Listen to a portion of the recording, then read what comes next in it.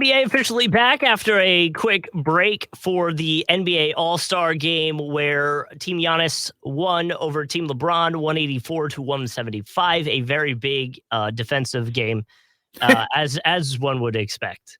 Well, I mean, the Clippers and Kings, which we're going to talk about later, they put up an all-star game of their own way later in the episode.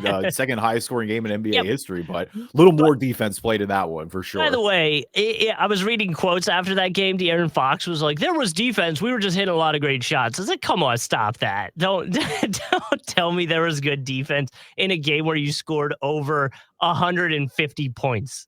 Like, I don't want to hear it. There's a greater conversation to be had here, and we've talked about this at points where, I mean, I think everyone recognizes the NBA is the most talent ever at this point.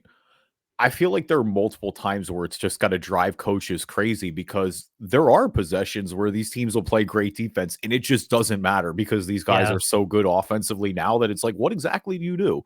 Yeah, what do you want me to do there? You can't defend it any better than that unless you foul them, and then that's a whole nother conversation. But we are going to talk a bunch of news that has happened in the NBA, from coaches being let go and the last little buyout talk with Westbrook ending up on the Clippers. That is going to be kind of the main points of the podcast today, but we do want to kind of wrap up the All-Star game with some thoughts and if we liked it or hated it, which I feel like we are leaning towards we didn't enjoy it.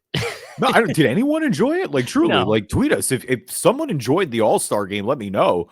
No, it was horrible. The best part of the All-Star game was the draft. The live draft was entertaining. I still think it's soft, like I said, that they wouldn't let them pick people last, especially when they were getting picked last anyway. You like Giannis trying to pick up Ja Morant when they were still doing the reserve players? It's incredible. It's just straight comedy. I appreciate everybody tampering. I enjoyed Jokic, like, just straight up saying, I'm not getting picked last. What are we talking about here? Like, going right over to LeBron's team and I called Mark and get picked last. And by the way, I called it. Holiday said that Giannis better pick him. I told you that was going to be a thing. And it's funny because LeBron was messing with him too. He's like, everybody thought Drew was going to be first. It was like, you got to be loyal off the board. And Giannis was like, not so quick. Because he took Dame time first, obviously. But no, I mean, All-Star Weekend as a whole is in trouble. I am alarmed at how quickly All-Star Weekend has fallen. And I mean, shout out to Dame Lillard for winning the 3-point contest. That, I think, has become the marquee event of All-Star Weekend, which is concerning, is to my point. Like, I thought the 3-point shootout was great. I thought the dunk contest was great because Mac McClung was great. I was wrong on that sense. There was some things that you could that haven't been done before. Mac McClung put up an all-time dunk performance. Like, that was just, and I know it's a little weird because you're giving me that look right now, and I can already tell because everyone's going, who the hell is Mac McClung? He doesn't even play in the NBA like that. He's a two-way guy. But I mean, if you're going to salvage the dunk contest, those are the guys you need to get in if it's not going to be star power. At that point, like, go for the G League guys that just can fly. Go for the professional dunkers. Like, the reality is like, they need more star power back in it. And I just don't know that that's possible. It's one of the few LeBron criticisms I actually really agree with. LeBron never doing the dunk contest back in the day really took a lot of juice out of it, because I think, like, there's something to be said about star players being in that and their incentive to be there. You talk about the OGs of it with Dominique Wilkins and Michael Jordan, obviously two definitive Hall of Famers. You come down the line, even more recently, like those great 01s, Kobe was in it, Vince Carter was in it, Tracy McGrady was in it. Even more recently, Dwight Howard at his peak was doing the dunk contest. Like, you had a lot of just juice there. And I look at it now where, look at a guy like Ja Morant. Ja Morant is pretty well regarded as like the NBA's biggest high flyer at this point, and he's flat out said he'd never do it. Like, that's an issue then when you don't have your best players who could do this and really get a lot of faces on it, doing the dunk contest. I think that hurts it. I think the only reason we're talking about this dunk contest is because Mac McClung had such an excellent performance. Like, Mac flew on all those dunks, man. It was, and they were all in the first time too. Like, it was none of those, like, let's have 6 attempts at this and it finally works. It was creative. Obviously, anytime, incorporating the high school, showing some love there. the double tap after jumping over two people, it's absolutely insane. He deserved to win that dunk contest. Absolutely, like without a doubt. I agree with you, but I guess my concern with it is like, sure, it's exciting because it's these guys who are professional at that specific thing. But to me, an average NBA fan's gonna go, I don't know anybody on this. I'm gonna go watch something else or do something else because I don't even know one of these names in this dunk contest, essentially. Oh, Justin, I agree 100%. And that's the bigger problem. I think now Mac McClung, if he comes back to a dunk contest, like that is Well, the yeah, upside of having more unknown guys, is you have guys who can make themselves a household name. Like Mac is enjoying his 15 minutes. He rung the bell at take the it. Sixers game the other night. He's got a Yeah, Puma deal already. Like, listen, let him enjoy that moment. of And course. he'll be back I next agree. year. But you're absolutely right, though, for the casual fans, because I think you look at that lineup, it was Mac McClung, Trey Murphy, Jericho Sims, and I'm blanking on the fourth one right now, which I feel really Exactly, bad though. about. But exactly my point, like it's so not like other than Mac doing so well, like there's nothing memorable for me that came out of that game. And I think I only cared because he's like the Sixers guy. Like that's probably the only reason I cared. So I do genuinely think he had one of the better performances in recent Okay. years. I think that was up there with the Aaron Gordon, with the Levine, Yeah. with Derrick Jones Jr. a few years ago. Like that was on that tier of performance. He deserved to win that competition. But you're right about the rest of it. I mean, I think Trey Murphy had one dunk that I liked, but I mean, Jericho Sims had maybe the worst. I mean, that 50, I felt so bad. It was so horrible and awkward. Um, you're right. There's not a lot of the casuals are definitely not going to be Right. into it as much.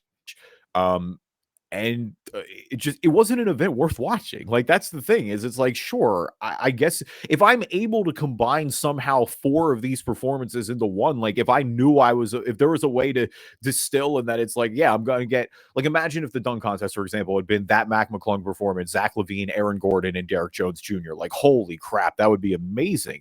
But there's just no way to guarantee that, so we're kind of stuck with what we have. You got to Yeah. essentially hope that somebody comes out and just shows out the way Mac did. Because if not, you're in trouble. And we wouldn't be talking about Skill Saturday. And that's a major problem for the NBA when Yeah. people aren't talking about the game then. The game was horrible quality wise.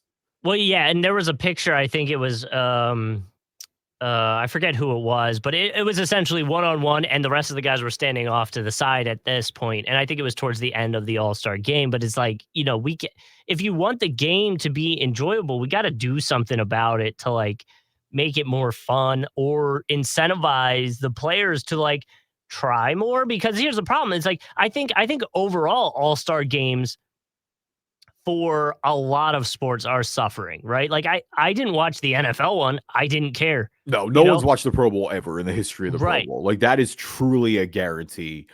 Um, it's kind of the same thing with the NHL. Like, I'm definitely with you. I think baseball, I guess, has the most ones still, and I feel like that's more off tradition than anything else. But I think like and actually we were talking about this in the sports studio the other day. Is we were debating like what's more exciting for a casual fan to watch, like a monster dunk or a monster home run. And I was like home run every time because it's not as consistent, I think. I guess with the magnitude, it depends what it is. Like, I think every home run is not the same. Like, That's yeah, fair. I agree. if it's Kyle Schwarber in Game 4 of the NLCS, or Game 5, whichever one that was, against the Padres, and he golfs a ball 416 feet Yeah. into the upper deck, then that's a different story. If it's Aaron Boone walking off against the Red Sox in 2003, I don't know why. I'm sorry, Red Sox fans. I don't even got beef with you all like that. Like, They're that's just the one catching Boston L's team I really today. don't have any sort of problem with at all, honestly. Yeah.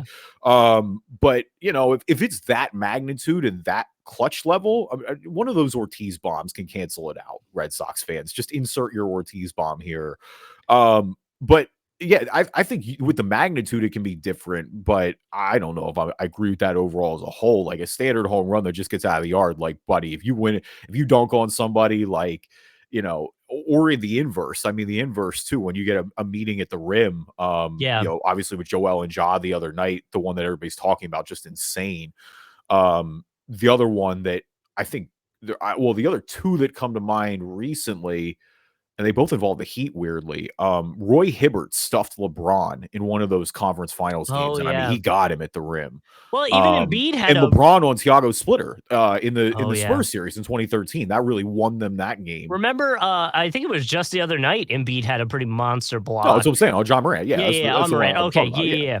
Yeah, because, like, I get what you're saying. I just think, like, a dunk and I get it, like, some of them can be amazing posterized dunks, but I just feel like dunks are more common than maybe a home run. Like, you go to a Well, they NBA definitely game, are. that's what I mean, and so, like, to me, I felt like a home run just off the, "Oh, it happened," factor makes it just a little bit more exciting. Like, dunking, I think still gets you to stand up out of your seat. You're like, "Oh, that was huge. That was crazy." I just think if you compared all of them to each other, I think the, like, level of it might just be a little bit higher with a home run, which I think is probably why people are still watching the home run, contest, being excited about it. And I think Well, the Derby, to me, out of most All-Star, maybe All-Star things, is probably the most exciting one to watch. yeah, I would agree with that. I love the home run derby still.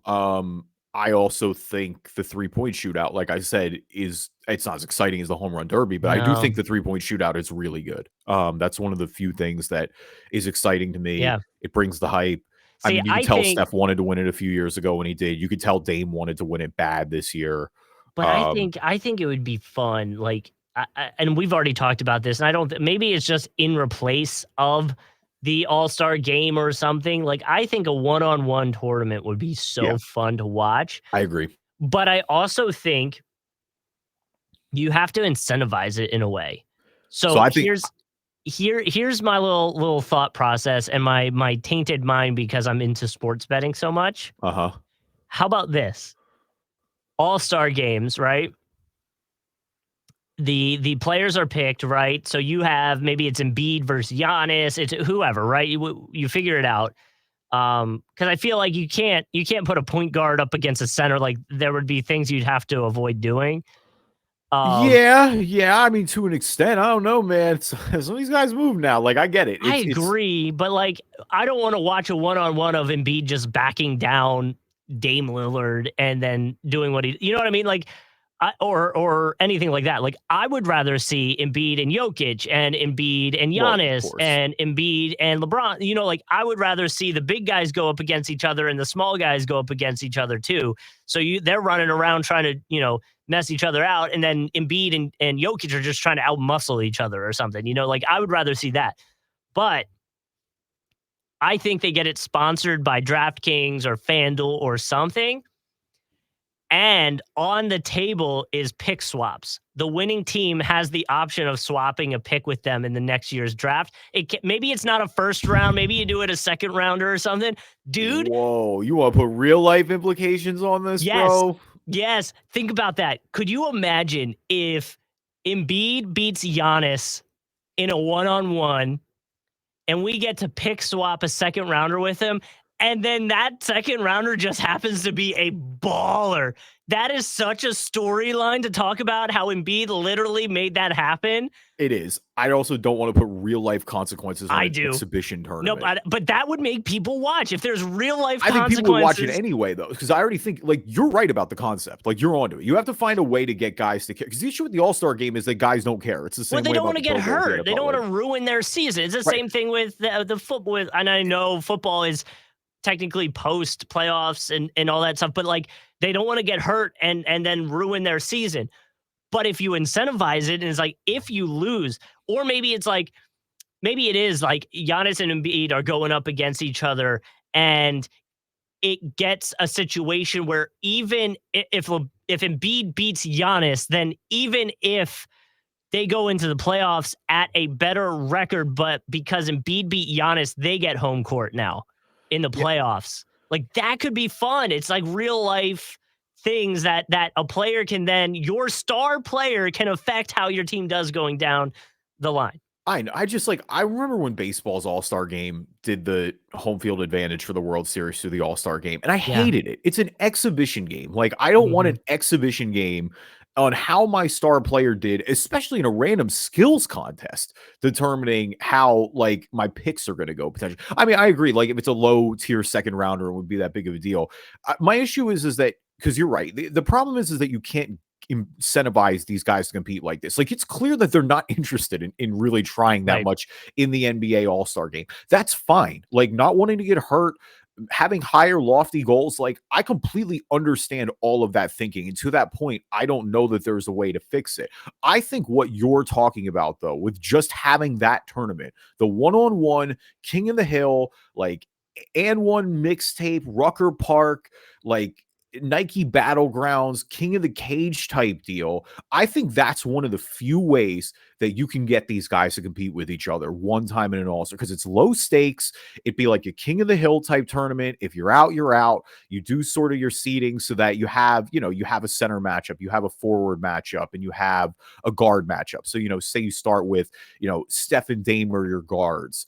Like you said, Embiid and Jokic are your two centers. At forwards, you go, maybe you go like Jason Tatum and Kevin Durant, for example. Like, that to me is must-see TV. I think you could really incentivize these guys into being king of the court, because that's the one argument we prove is it's like, in the most individual sport, who could go one-on-one against each other? We always say it's a team game. What would it boil down to in a one-on-one? I think there are ways to make that really fun.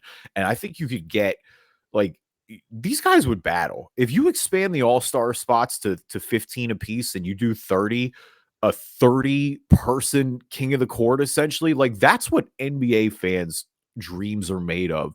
And it truly is. Like, that is one of the ways that I think could incentivize this weekend. I think the NBA should look at sincerely. I agree. I also think I personally want there to be the incentive of something happens overall for your season if they don't win. Yeah. Like whether or not maybe it is like baseball where, like, we have that play-in tournament now, right? Where maybe it's like the winning team gets a bye, and then that makes that side not have a play-in tournament or something. You know what I mean? Like, even if you're the sixth seed, but if you win the king of the court, your team gets a bye in the first round of the playoffs or something. Like, I would want it to be as low stakes as possible. If there's going to be stakes, like, to me, it's got to be like, high. if you want to add a second rounder, if you want to put something like that on the table, then what if teams could, like, okay, but the teams can decide, like, the coaches, the owners get together and they wager it. The other thing, could you imagine something like, the draft show where they were doing the show? Could you imagine if it's like the captain? So you got Joel Embiid and Giannis out there, and then the owners or the coach or something out there arguing with each other to decide what it could be fake too, because I know all that stuff has to be like predetermined and stuff. But could you imagine if they're out there trash talking each other, almost like an MMA fighter situation where they're talking to each other, and he's like, "I'll put a first rounder on it," and they're like, "Okay, we'll put a first rounder." That's such a bad idea, though. I don't want my damn first rounders being bet like that. It's already hard enough. I don't want. You could get a better one. You get a better one. I also could just not get one at all. It could be a new car, or it could be a box. But think about how intense, like, if that game, man, I think it already is going to be, though. That's social media. Oh, but if there's a pick on the line, I don't think you need it. That's my point. I think if you already have, especially in today's social media era, if you've got these guys going one-on-one with each other, that's the beauty of it. I don't think you need to incentivize it. I think that's the one way that you truly would get these two to duke it out. You don't think Embiid wants to go a Jokic one-on-one, and I know they did the other night, but, like, you don't think after he's lost 2 MVPs to Jokic that he doesn't want that one-on-one. You don't think KD wants it with Tatum after they got swept last year? Like, and we could go down the line. It would be a blast. And do it as a fan. You can still have the fan vote at that point. Vote on the matchup. Get the fan vote out of here. I don't want the fan vote impacting anything. I'm tired of the fan vote. It's like let the fans be a part of the vote. Who would you like to see Embiid go up against? Giannis, Jokic, Kevin Durant. Like, you know what I mean? Like, I don't trust them to not do something weird. Yeah, you got like Malik Monk going up against Joel Embiid or something. Yeah, I don't know. I don't want teammates going up against each other right away necessarily, too. Just like, I don't want it. Yeah. I want the best matchups, X's and O's. I want like now the interesting part would be the seeding. If they want to really put some extra spice into it, seed it. Who's your number one? Who's your two? Run down the line. That would get a little extra because it's interesting because it's like I don't know if my number one in a one-on-one would be the same as it would be in a like to me. I probably am going Kevin Durant in a one-on-one competition. I think he just can, because of the size and then just the fact that he can pull up from anywhere. Sure. But I don't think Kevin Durant's the best player in the NBA right now. I think Giannis is the best player in the NBA right now. So, it's a little different one-on-one. Giannis and Embiid, do you bulldoze people or what happens? How does that work? How does Damian Lillard guard and Embiid, for example, if they're going up against like a strictly size matchup? I know you try to, I guess, tabletop him a little bit almost. I don't know. I just think it'd be a lot of fun. My other last option would be you do the All-Star game, right? But one player on each team secretly has been given the role as like the sabotager. Like their job is to make their team lose. And if I don't know, it's like we used to watch, Nicole and I watched this show called The Mole. Where it's like, it was like the group's got this goal and then one person's supposed to like absolutely ruin it. Dude, that would be so funny if you're watching it. And then like, I don't know, Westbrook accidentally turns the ball over and then everyone on social media is like, it's Westbrook, he's trying to sabotage the team. Like, it's him, get him off of here or something like that. I don't know. I think it'd be fun. But it seems like the easiest answer is just do a one-on-one tournament and I think people be in it. You see Jokic pull up from full court. He's the sabotager again. Just pulling up. This is all over the place. But like it could be, I don't know, you can incentivize it for them. Like the longer they don't get caught, and you have to. Yeah, no, you don't obviously like it can't be obvious. You can't just come out here pulling from anywhere. Right. But it's like if you can make it to the fourth quarter, you get for every quarter you're still in the game, you get $100K or something like that. Like give them some cash. Yeah. I mean, it. Yeah, I also don't know how you fake a sabotage in a team in a wide open like layup line, but it's a good idea though. Like I don't hate it. I don't know. Just take one out of funny. Take one out of Ben Simmons' book. He's got a bunch going on. So. Well, yeah, I'm not going to have this convo now, but I can't believe I'm not at the point of pity for Ben Simmons because I don't think I'll ever be at pity, but I can't believe how bad it's gotten, man. Like even in my wildest hater dreams, given how he left the Sixers and how that situation played out. I mean, it's not just like he never like developed or anything. Like he stayed who he was on the Sixers. He actively regressed everywhere. Like Ben Simmons was an all NBA player. I know he could never shoot the basketball, but like this was one of the best defensive players in the league a few years ago. Like this was a guy who could get out and run the floor with anybody. And it's really it's alarming. I don't know. You almost want to be like, so what? Like we want answers so badly in society, right? Like we want to know why it's not working or it's getting worse. I think we do, right? I don't know. I feel like we don't have the full story. I think I don't think we know exactly because we can't be in his head, but like, I think it has to be a mental block at this point. Like I can't imagine like, I know people are trying to blame back injury, but like, I wasn't complaining about a hamstring injury the other day too. Like I don't think that because he doesn't even look at the rim anymore. No. Like that's my biggest thing is it's not even, you can just see in the way he doesn't attack. Yeah. Like ever since Scotty Brooks and I know there was that story that came out the other day too about the Sixers and the Wizards series a few years ago when, that's when it started. That's when they started fouling him all the time and the Wizards won a game or two off that. Yeah, was that the Beal? He's like, you guys keep fouling me. I'm getting mad. I'll make this. And he's like, yeah, bet $5,000 and Beal's like put 20 on it. And then Ben bricked the first one. Like that's the thing is it's like, and a part of it, he never just could get over it. It feels like he was and the most insane part of that is not only did the Sixers get through that series and win, that game 3 against Atlanta was probably the best playoff game that Ben Simmons ever had in a Sixers uniform. Like he was absolutely dominant. He was everywhere. He dictated the offense. He was aggressive.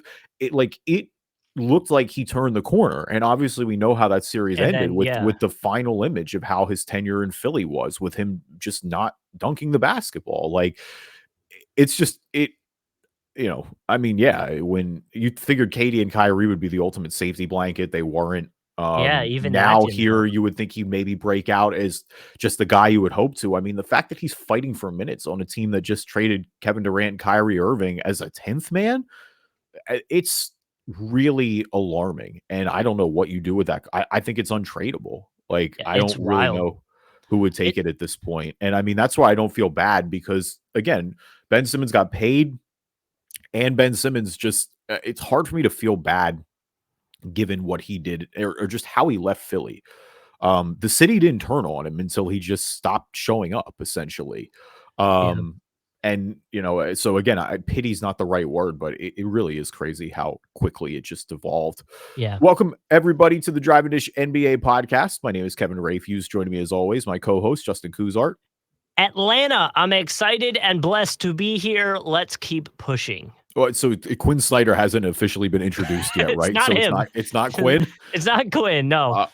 Is that Sadiq Bey then? That would be Sadiq Bey, yes, which who we will be getting into a little bit here. Obviously, our first topic is going to be a little bit of Hawks talk, which is fitting because we were just talking about Ben Simmons and the situation that the Sixers went through with him and that Hawks series. So we will be getting into that in a little bit. Being a Sixers fan has never been fun. I just want to point. Mm, I'm not going to be too loathing, but because obviously this is in lieu of last night with the Tatum buzzer beater and mm, Embiid's full quarter that didn't count. But like, has this ever been fun? no. Like, No. there's a I fleeting mean, moment here or there, but yeah, there's never been like fun. weirdly enough, I don't know why. Whenever we talk about most fun like Sixers moments, the first and it may not be, but for whatever reason, the first thing I always think of every time it comes to my head, the first game situation I think of when someone says fun Sixers to me is Michael Carter Williams going through and getting the triple It double was against the amazing. Lakers. It was like I don't know why. Hope ran anew. We Yeah. had a good young player. We were tearing it down finally. Like, he Dude's took a rookie of the year. He just took down the big three Heat and dropped a triple double. I was like, oh, here we go. I don't know why that game specifically comes to my mind, but it always does. There's something to be said about expectations, and it does matter with certain teams. So, like, I remember and I promise this isn't going to be a long Sixers rant, but in 2014, when they were in the peak of the process and the guys were really starting to catch on, like when Covington was coming around and when Nerlens Noel was playing, when they really started to put things together and the young guys are making an impact in the second half of the season, it genuinely was a blast. Like, they weren't winning a ton of games yet, but Yeah. you saw what could become. And that's where I think, sir, I think, for example, like with the Kings, that's why the Kings are having a lot of fun this year. Like, the Kings Yeah. are they play hard together. They play for the same purpose. Like, you can tell when teams have a joy to play with each other. And obviously, I mean, look at how far they've come. I mean, my best case scenario was that I thought the Kings were going to make the playoffs, but you look at where they are now at the top of the West. Theme team, dude. The joy they have playing with each other. I know everybody killed that Minnesota win last year when they all just celebrated after winning the play-in game and were going crazy. But it's like, look, sometimes it is about the expectations and it is about, the joy that they have with playing with each other with that moment. Like, it's tougher with contenders a lot of the time because you always have the expectation to win it all or it's a bust, right? Yeah. But I think you have to look like that's one of the things that happens as you get older and you just watch sports more is you realize that it's like it's really hard to win championships and most likely you're not going to win every year. But I think obviously teams are better at being fun than others. The Sixers are good because they have Joel Embiid, but I would argue that none of this has been fun at all. Like, literally none of it. Because even and it sounds bad, but even with Joel's game, it's not fun for me to watch him because he falls so much. And I'm I don't even always care convinced. I don't care about that. Joel I put on a do. clinic last night. It's just I like, get it. I get it. But man, when he hits the ground, I'm like, oh, please get up. Like, it just stresses me out. I'm just so tired of losing to the Celtics, man. I'm so tired of it. Also that, It's just like 3 starters out, they find a way to lose. Up until the game winner, Tatum has maybe the worst game I've ever seen him play, and they still find a way to lose. It's just like, and I know they keep saying they're close, but it's hard for me to really buy into it. Mhm. It's also hard for me to buy into it when Doc Rivers is coaching the team. But anyway, leave us a review on iTunes, good or bad. We will read them on the show. If you're not an Apple user, Google Play Store, Spreaker, Spotify, Stitcher, TuneIn, Amazon Music, anywhere you can find a podcast, you can find us. And we are on YouTube. You can find us, Drive and Dish NBA Podcast on YouTube. Got a video version of the podcast if you would like to check it out. Now, a word from our sponsors. So some craziness in Hawks land, firing Nate McMillan. They were not, let's say, doing well going into the All-Star break. We covered that in our last episode. So if you want us to talk about that or hear about that a little bit more, you can go back and listen to it. But obviously, moving on from Nate McMillan, there has been a lot of talks, and it's pretty much expected at this point that Quinn Snyder's going to be the franchise's next coach. Quinn Snyder, if you didn't know, used to be with the Jazz, and also has history with Mike Budenholzer prior to going to the Jazz as the head coach. I can talk. They also had just made some there's some moves, some trades right before the trade deadline, bringing in Saddiq Bey. We talked about that. And even with that, there comes some question marks because as I was doing some show prep, I think it was Woj or somebody put out that Saddiq Bey is seeking a DeAndre Hunter type contract. And for clarity, that's a 4-year, $95 million extension. So you don't have a coach currently as of recording this podcast. As you listen to this, it might be Quinn Snyder. I was listening to Woj on ESPN, and he was saying that the Hawks need someone who will help, quote, build a program, develop players, and hold accountability, which is like the three, oh my, it's bad words. Because I think that's them saying that wasn't happening with Nate. And if you remember, the way Nate got in there was from another situation where it wasn't really working out, and the team just kind of rallied around the fact that their coach had just gotten fired, and they looked like they were doing well with Nate, but obviously it was like a Band-Aid on the problem, maybe. Yeah, I mean, it would seem by all indications that Nate McMillan was at the bare minimum going to get fired at the end of the year. There were the reports of him and Trae Young kind of going at it. It's been a disappointment. There's no way around it. I mean, they're sitting at 30-30 right now. They're in play-in game position, so they're going to have a shot at this, but they're the solid, 2.5 games back of the Knicks right now, who, oh, by the way, have won they're 4 full back. Never mind. I'm looking at Miami. They're 4 full back of the Knicks right now for 6. And the Knicks have won 5 in a row as of recording this. So, that's a team that feels like they're trending in the right direction. I mean, at this point, you're probably more likely to catch Brooklyn than I think you are to catch the Knicks. Do you foresee a little bit of the expectation kind of wearing on this team? I mean, they made that finals run and we just hadn't seen them really go back. And so part of me feels like we saw this team do that and it was expected of them. And maybe it could be said that they overachieved that year and came back to reality a little bit these last few years. And that has kind of hurt them as well. Yeah, I mean, they've just been this year. They've been specifically average. Like, and ESPN had the stat: they're 5-5 against the Southeast Division. They've scored and let up the same exact number of points.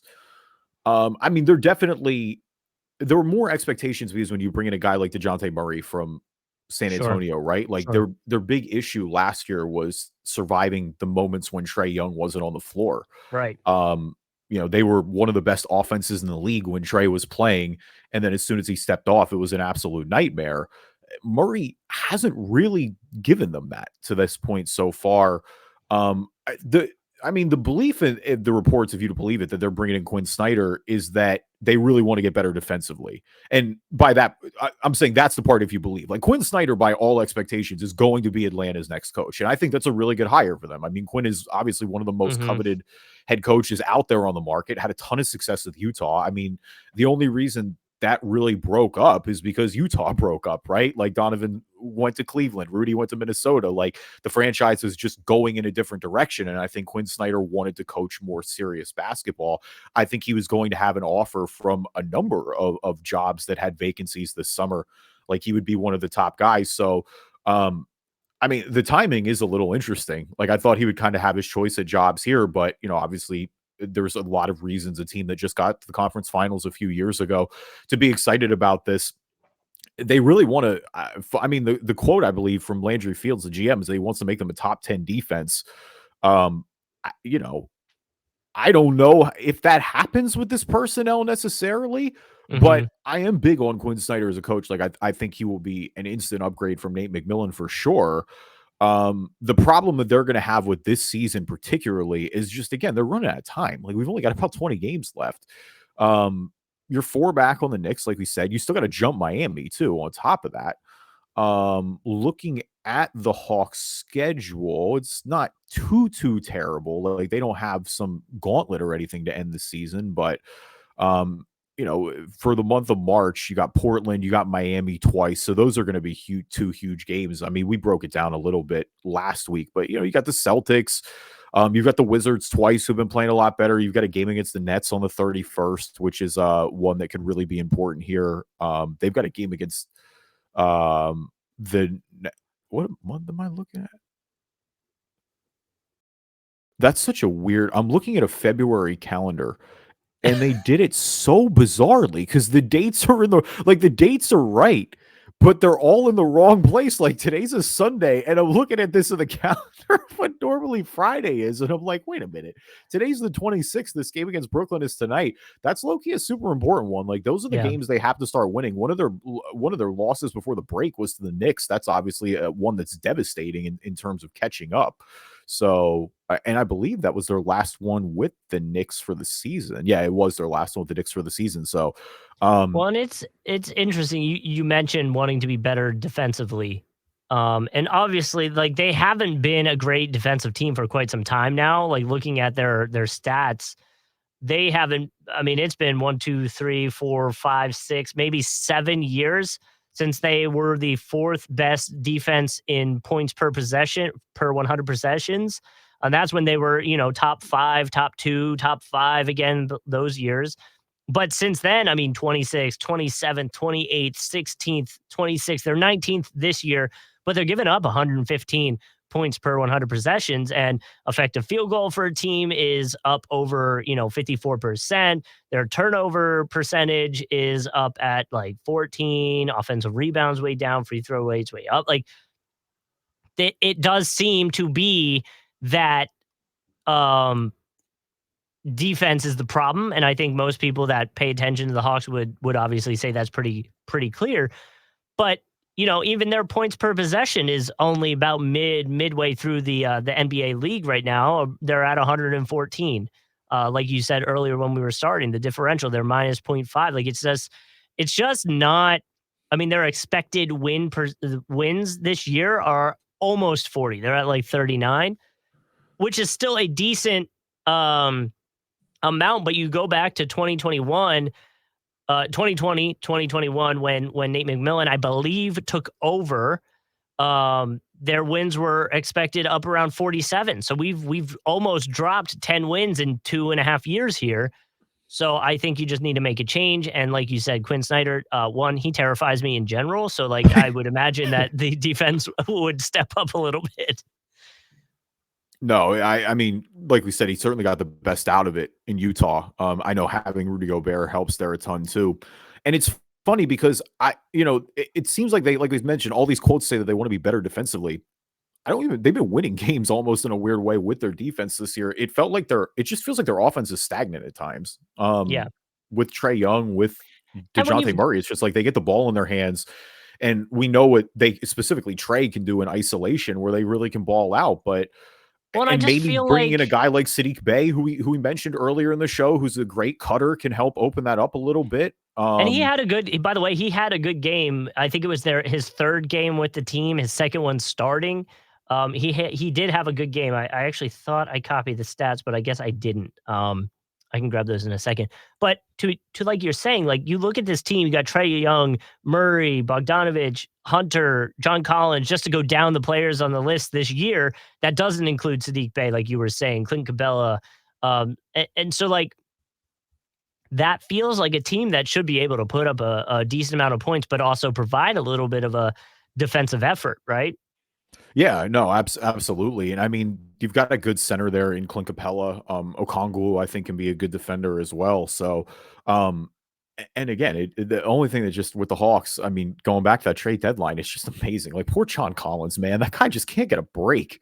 Just in the deadline every single year. Like you would think that they would want to figure something out there. And I also would say too with that, I feel like where there's smoke, there's fire. So maybe in the locker room, there's a little bit of tension with Collins and the guys. That's just me guessing with the fact that he's been in every year. I feel like they're trying to trade him, or there's rumors that he's getting traded. You know?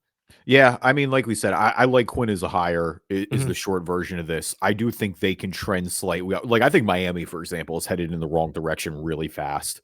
Their depth has just not been there this season. Atlanta's been around 500. I mean, if anything, while Miami's kind of faltering, I think you kind of got to watch Toronto on your heels a little bit. Toronto's starting to play a bit better than they have. Their guys are starting to come. I mean, obviously they didn't blow it up. And so I think that that's, almost led to an increase in confidence there for some of it. Because if anything, they made a move to get them better by bringing Pirtle in, who's had a Mhm. good start to his return to Toronto as well. So yeah, and I mean the way the Knicks are playing too, again, it's hard to see them sliding. For a team again that made the Eastern Conference Finals last year to be back in the play-in for 2 straight years, I think there's expectations there, but I What also think that, with Landry Fields, I don't know that there's too much that you can do this year that's really going to move the needle, but I think bringing in a good head coach like Quinn Snyder and then hopefully making some moves for them in the offseason can kind of get this back on the right path. Like I'm still like at the end of the day, you have your core guy in Trae Young. I'm still confident in their ability with their roster to improve it essentially. Well, and that's what I was about to ask you. Like, if you're Quinn Snyder coming in, you see this. I mean, obviously they just traded for Sadiq Bey, but we mentioned that the contract that he wants potentially. Um, you got some decisions to make. Do you do a minor switch with some players, or do you full on like shape the roster in a different direction? I mean, that's probably what's going to happen, and we'll have to see. Which is why I think it makes sense for the Hawks to get a coach in now. So the back half of this year, even if you make a playoff run or don't, you can kind of evaluate the talent you have and I guess start to shape a team the way you want it in Quinn Snyder's eyes.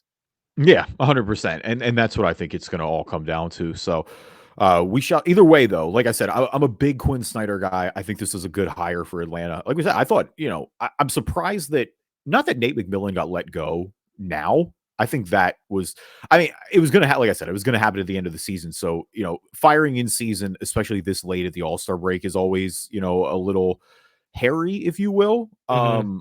But if that's what they feel like they need to do, they need to do it. Again, I'm just surprised. Like I said, Quinn Snyder, it would have had virtually every team that had a vacancy would have made him an offer. So Yeah, he's got to see something that he likes there in Atlanta too, which I you feel would like think. has to make you feel pretty good if you're a Hawks fan that you're able to bring in somebody of that magnitude.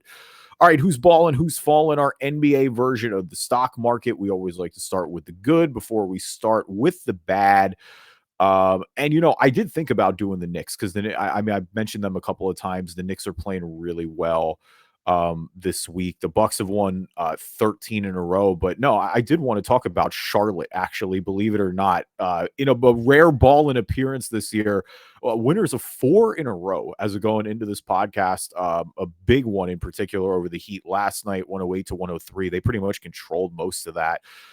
Wins though against Minnesota, against the Spurs, and against the aforementioned Hawks, 144 to 138. Dennis Smith Jr.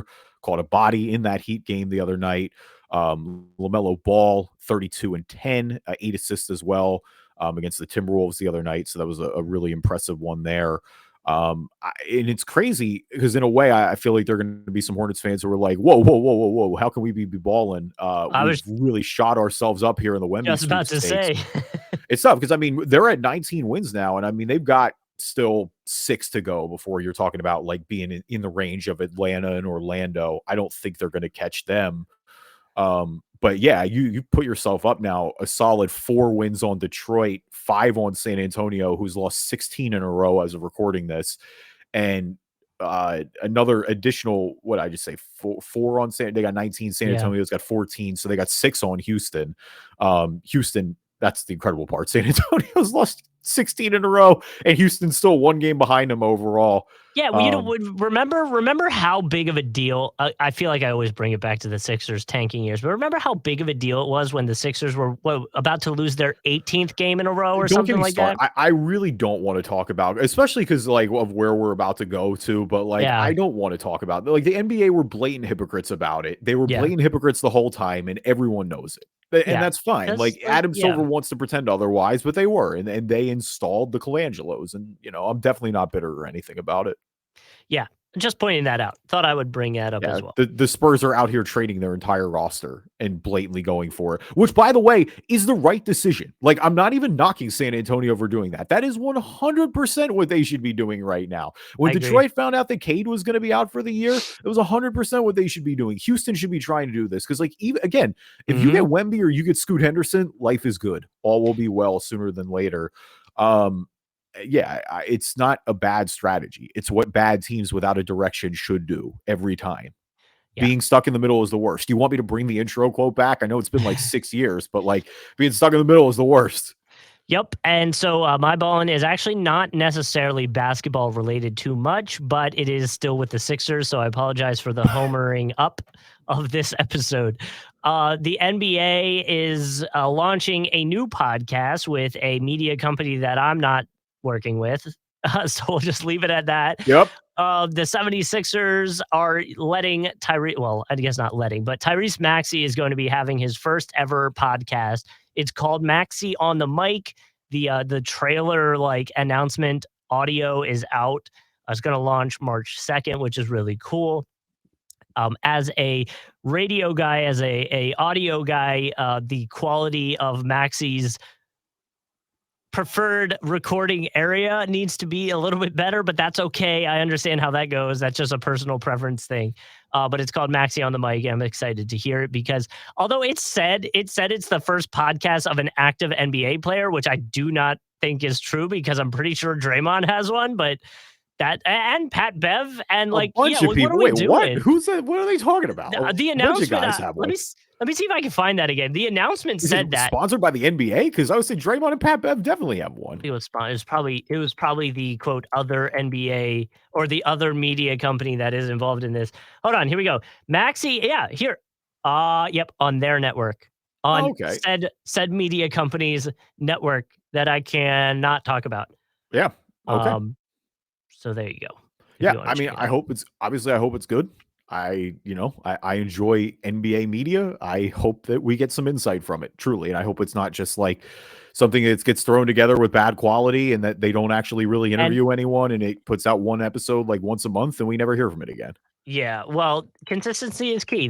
Content consistency is key. The three C's, and we're going to pretend the key is spelled with a C. Yeah, something like that. I swear we didn't plan it this way, but my fallen is actually Tyrese Maxey from the basketball court. We're homered up. And part of this I'm blaming Doc Rivers for, but since going to the bench, Tyrese Maxey has just, and I know he's coming back from the foot injury, but this just hasn't looked right. I mean, 12 points against the Nets. He did have 26 against the Rockets. Again, also we're playing the Rockets at that point. Like only 16 against the Cavs, 16 against the Grizzlies, but he was 6 of 18 from the field. 4 of 10 last night for only 8 points against the Celtics, and he really couldn't get anything going until late. Again, the Sixers' best lineup to me is Tyrese Maxey, James Harden, Tobias Harris, PJ Tucker, and Joel Embiid. It was supposed to be that way with Melton and McDaniels coming off the bench. Doc Rivers has decided that he just wants to have Maxey coming off the bench. And I think the experiment is not working. And I would hope that we get him back into the lineup sooner than later. That confidence is key. I mean, not having when they lose to the Celtics last night, he just wasn't good enough until the end. Like the Sixers don't have the mark. And that's the big difference between the Sixers and my biggest issue, I guess, overall with them is compared to other contenders, right? Is it's like, I don't think the Sixers have the margin for error. Jason Tatum was horrible most of that game last night. Al Horford up until the third quarter didn't do anything, but a guy like Derek White keeps them in it. A guy like Malcolm Brogdon can hit a shot or two. Like they just have that margin for error where the Sixers don't. Like when their guys aren't going, if Harden is slightly off, if Maxey doesn't get going, I like Melton. Jalen McDaniels, again, still getting acclimated here a bit. But the reality is then you've got stubborn ass Doc Rivers who doesn't adjust and maximize anything. It feels like, the Celtics were on like a 23-3 run last night. Did Doc do anything? Did he make any adjustment? Like, they finally went PJ Tucker at small ball 5, which low key I think is going to need to be the move come playoff time. Like, I love Paul Reed. I really want the Paul Reed experiment to work. There's no planet where it should be Trez or Dwayne Dedmon at this point. Like, Dwayne Dedmon's erased of a roster spot. Trez is awful. So what's interesting, you said the lineup of Harden, Maxey, Harris, Tucker, Embiid. That was the lineup. I think that's their ideal lineup, and that's what I think should be starting. I think you need Maxey back in the starting lineup. So again, the stats are on cleaning the glass. They are Phillies. Like, if you look at point differential, they are Philly's best. The only Philly lineup that was better only played 106 possessions, and it had Thibault in it. So, wash that out. But I mean, yeah, they're a plus 21 differential. Their points per possessions are 124. Effective field goal percentage around 57%. Turnover percentage around 12%, which is pretty low. Offensive rebound about middle of the pack in the NBA. Free throw rates way up. On the defensive side, again, they keep them at about 103. Effective field goal around 51. So yeah, I mean, it is, to your point, the best, at least according to this Philly lineup. I'm scrolling down to see if I see another Philly lineup. Here we go. Another Philly lineup, which, again, you mentioned, is Harden, Maxey, Melton, Harris, Tucker at 5. That is a differential of about plus 15. So, yeah, two lineups you're calling out are, at least according to this website, the two best that Philly can put out there. Now, we can have a bigger Doc conversation. Like, I promise I'm not good. Like, next episode will not be as much on this. And it's probably just because I watched this on national TV last night. So it's super fresh. And that's, but the more I keep seeing these articles from people going, I don't get why the Sixers fans are so negative. They should finally trust the team this year. They're playing great. There's all these reasons. They're right there.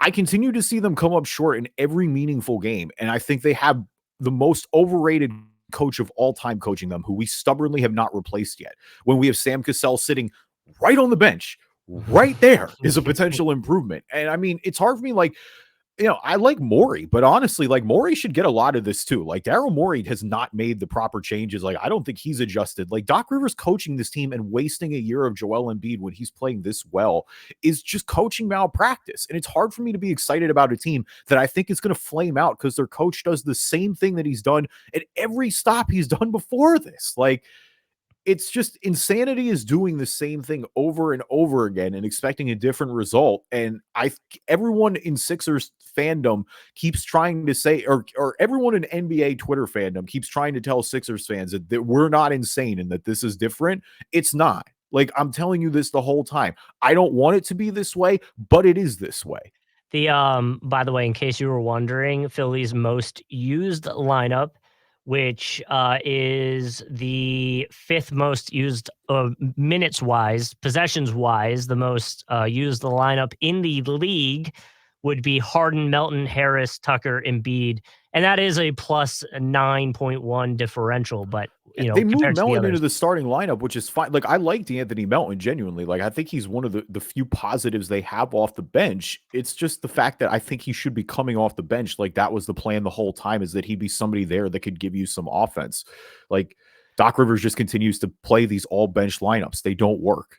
You want to talk about lineups that are playing a ton. Just to put it in perspective, so Philly's lineup, that lineup we just talked about, has 30% possessions. Sacramento, which is number 1 in the league with Fox, Herter, Barnes, Keegan Murray, and Sabonis, has 1,458 possessions. Like, holy cow. They're playing a lot of time together, those guys. But I get it. Chicago also has the 2nd most used lineup, and then Portland. But that's besides the point. Are we on to my fallen? Yeah. Well, who's fallen for you this week? Well, it's going to be Dwight Howard in a wild fight that happened in the Taiwan P League, which we watched it. I really didn't feel like Dwight did anything wrong, but I guess he came off the bench. So here we are. But 12 players got ejected. I've been watching, by the way, I already mentioned it. I've been watching the show where he's going through essentially like boot camp, and we have one episode left, and Dwight Howard's still there. He overcame his fear of drowning, which is they simulated with him in the last episode, which I was like, good for you, man. Like, they literally tied Dwight Howard's hands behind his back, tied his feet together, and then threw him in a very deep pool. And they're like, good luck. Just because, like, to me, those guys that were down there to like help him if there was a problem, it's like that. Dwight Howard's a big man. Like, you're gonna really have to work to get him out of that water. So, but he did good. He did good. So, I guess falling for getting ejected with the 12 other players that got ejected, but he seems to be enjoying himself over in that league. So this is in line with this episode today, which I feel like has been the most random episode in a while, which is in a good way. Like, I we're think all it's over been the funny. place. Yeah. When you get your lifeguard certification, the hardest save that anyone will ever have to do is that's not in an ocean, I should say. Let me clarify that first. The hardest save in a pool you're going to have to do is when somebody you think has a suspected spinal injury and they're on the deep end of the pool and they float down to the bottom. So basically what you have to do is you have to dive in feet, or you do a feet first surface dive, right? So you have to force your way down to the bottom. But then what's hard about it is, you have to stabilize them, right? And bring And you him have up. to bring them out on an angle, essentially, because you can't jerk them. Like, if God Yeah. forbid they have a spinal injury, you jerk their head real quick, you're going to make it worse potentially. So you have to bring them out of the pool. And the only reason I'm talking about this is because I'm just imagining someone having to do that with Dwight Howard. Oh man. My victim and or not victim, my dummy essentially when I got certified was one of my friends, Luke. God bless him. I'm not gonna say his last name so I don't embarrass him, but like, man, he was smoking cigarettes at the time. And so, like, he'd go down to the bottom and he'd start hacking up a lung halfway. And so I just would yank him up real quick because I'm like, this kid's going to start drowning. And they'd be like, you pulled him out too fast. I'm like, I can't He's help drowning it. down there. Yeah. It's not my fault his lung You almost need capacity stinks. Yeah, you almost need to give them like scuba gear so they can just stay there as a body for you, or get Like, a fake ass person. Like, just get a dummy, a literal dummy. Having to pull Dwight Howard like that, though, you would be crazy, right? Dwight Howard is a large human being, and I know we're in water, so it helps a little bit. But it was wild. So they put him in.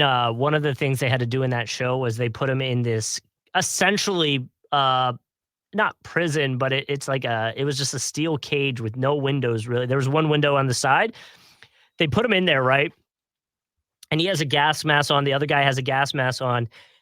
They're in there, and the guy who's teaching him takes a tear gas grenade, pretty much, turns it on, throws it in the corner. They wait like 5 minutes till the room's pretty much looks like they hotboxed the damn thing.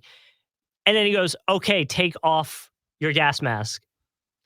Dwight Howard takes it off, and he goes, tell me your name. He's like trying to, like, you can tell Dwight's like feeling it, burning in his eyes. He's like squinting and coughing, trying to say Dwight Howard. And he goes, what are you doing here? And he's like, I'm training for, trying to get him to say it. After talking to him for like 2 minutes, right? They're full on like dying. Like, this drool's like coming out of his mouth. His eyes are so red. He's like, okay, there is a case in this little container. You have to find it and get out of here.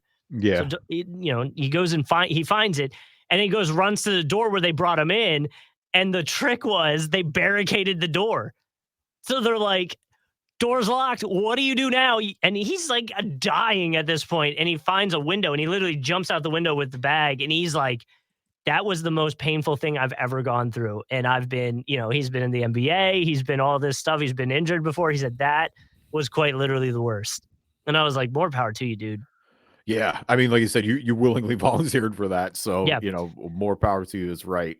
Someone actually passed out. I blanking on his name. He was in baseball, and I should be able to remember his name, but he passed out and like smashed his face off the metal. Like, it was bad. Crazy. Yeah, definitely not. Good. Not envious of that situation. All right. So Russell Westbrook is in LA officially on the Clippers. The biggest move of the buyout market. He actually made his debut the other night in that just insane bonanza, 2 overtime, 176 to 175 Kings win. Second highest scoring game in NBA history. Yeah, absolutely phenomenal. I mean, you mentioned De'Aaron Fox and Malik Monk, both how good they were. I mean, De'Aaron Fox in the fourth quarter this season, fourth quarters and overtimes, he has been absolutely phenomenal. Now, so I mean, this has been, my initial reaction with Russ going to, because this is something that, the team pushed for, Paul George specifically went to. And I think it's good on one hand to see the reaction the fans have got. He got a huge ovation from them. It definitely seems like that they are happy to have him there. My initial concerns came right off the rip when they're replacing Terrence Mann with Russ in the starting lineup. When Terrence Mann has had a phenomenal season, he's been really effective with Kawhi and PG. This is a team that was rolling. I mean, this really kind of got it going, especially since Kawhi has got it rolling the last few months. But it seems like they're finally starting to put it together. When you add Russ into the lineup, look, we just know what it's been. You hope that it works here. You hope that you can maximize him. Ty Lue's a great coach, so if there's anybody that you would think would be able to, it's him. And I mean, Russ had, he had 17 points and 14 assists in his first game here. I think the assist number in particular is really encouraging. That's going to be the thing to me, is it's just like they have to find a way to maximize Russ. I just, I feel like the Clippers are rolling, and I think that this is a big swing. Like we know it can go south with Russ really quickly at this point. I'm glad the guys want him to be here and went to bat for him, but I'm not going to lie. I have a pretty bad, it's just like I have a bad feeling about this when you take Terrence Mann out of the starting lineup that is part of one of the most efficient lineups in the league right now, and you replace him with Russ, a guy who has just been unplayable in large portions of the playoffs. Like, we're talking about Russell Westbrook. This is a team with real finals expectations. They don't have the time to mess around and find out. But, his familiarity with Paul George is the big thing, though. That does help here. At least that will help with the adjustment period. If Russ is truly, if they can maximize his cutting, his passing, and he truly plays his role, then yeah, maybe this works. I just, again, we're hesitant. On the fifth team now. Like, I'm hesitant. I'm always going to be. Well, and so I wanted to ask you about this because while I was looking up, Westbrook's debut, looking at the numbers and stuff, I saw NBA.com put out essentially it was a video of a debate that the guys were having, but the question was: is there more pressure on Kawhi Leonard or Paul George for the Clippers going forward? I don't know. That's an interesting question because I'm inclined to say PG just because PG doesn't have a ring. You know what I mean? Like, Kawhi's already cemented. He's got the ring with San Antonio and the ring with Toronto. Like, guys know how good Kawhi Leonard is. Now, I think there's a little bit of him because he chose this route, and it's like, well, this is your team. Y'all went all in. Like, you spent a ton of the war chest, obviously, to be able to compete like this and get to this point. So I'm inclined to say Paul George just because, again, he doesn't have one. But I think with Kawhi, like, he's in a position where he could really cement. Like, if Kawhi Leonard goes out and wins a title with the Clippers, first in franchise history, then has 3 rings on 3 different teams, like, he really cements his move up higher on the all-time list. Like, Kawhi is there already. Like, he's a no-doubt Hall of Famer. But, when you talk about some of the injuries, it feels like he's kind of it feels like he's been lost a little bit here. I mean, after 2019, we were legit asking ourselves if Kawhi Leonard was the best player in the NBA. Yep. And that, it doesn't feel like he gets mentioned in the top 5 conversations at all anymore. So to that extent, I think this could be a good reminder run for sure. I also think he's certainly been looking like a top 5 player the last 3 months. I think he also prefers that, though, the media being off of him a little bit. Like, I feel like Kawhi's personality is like he'd prefer to fly under the radar and just be good at basketball, like doesn't want the media frenzy that kind of comes along with being one of the best. Yeah, I can see that to an extent. I mean, he's got endorsement deals, so I don't think he totally runs from it. But I mean, yeah, he's back home. This is where he wanted to be. He's at the luxury where he can choose to do that, essentially. Like we said, there's no chase there. For Paul George, obviously it's different in that regard. For Russ, it's especially different in that regard. I mean, Russ is still seeking his first as well before, all these guys are going to be sitting in the Hall of Fame one day. But Kawhi's the only one who can sit there and be like, yeah, I've been to the top of the top. The other 2 are still chasing it. They've been close. Paul George has been in multiple conference finals. Russ has been in a finals. But, we'll see if they can get over the hump this year. I mean, the West, like we said, the West is open still. It's, they're starting to tier out. If they play the Clippers ceiling there aren't many teams I feel like have a ceiling of winning the finals this year. The Clippers are one of them, and that's always that you got to hang your hat on. I think their floor is a little bit lower than, maybe like a Denver is, for example, a way I think Phoenix will be. They're a little safer. But when they're going, they don't necessarily get enough credit now that they've been back a little healthy more of how real of a shot they have to win the title. Like they're going to give it a run this year without a doubt. Yeah, for sure. I agree, and we'll see where it goes. I think I agree with you though. I think Paul George has a little bit more pressure than Kawhi does, but I think it leads to a better or potential conversation of who's the perceived go-to leader on that team, right? Like, oh, it's Kawhi. Yeah. I would never doubt that. It's Kawhi. You think? Okay. Absolutely. Okay. I think PG is a really, really good number 2, and I think in many teams he'd be a number 1, and I think because of injuries, he's been the number 1 at large portions of time, but no, it's Kawhi Leonard. Like, when Kawhi is hooping, he's still at that There's top no 5 doubt. level. Yeah, when he's going, there's no doubt. Yeah, just one of the most efficient guys from everywhere. Thank you, everybody, for listening to this episode of the Driving Dish NBA podcast. Appreciate you guys as always. Leave us a review on iTunes, good or bad. We'll read them on the show. If you're not an Apple user, Google Play Store, Spreaker, Spotify, TuneIn, Amazon Music, anywhere you find a podcast, you can find us. And we are on YouTube. Just search Driving Dish NBA podcast. You can find us there.